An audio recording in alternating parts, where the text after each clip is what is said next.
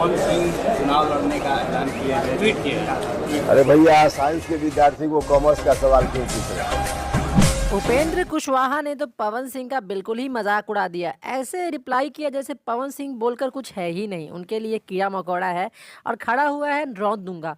नमस्कार, आप देख रहे हैं वाव भोजपुरी। आपको क्या लगता है पवन सिंह और उपेंद्र कुशवाहा का जो लड़ाई होने वाला है काराकाट में, कौन जीत सकता है? हालांकि उपेंद्र कुशवाहा राष्ट्रीय मोर्चा दल के 2 बार के एमपी रह चुके हैं और पवन सिंह एक बहुत बड़ा नाम है।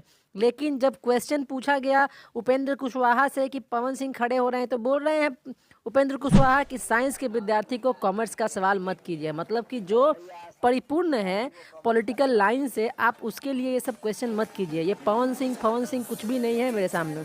और उपेंद्र कुशवाहा का जो टीम भी है पवन सिंह का नेगेटिव प्रमोशन कर रहा है। आपको क्या लगता है, उपेंद्र कुशवाहा जीतेंगे या पवन सिंह? कमेंट कीजिए। काराकाट से कौन जीतेगा कमेंट जरूर बताइएगा।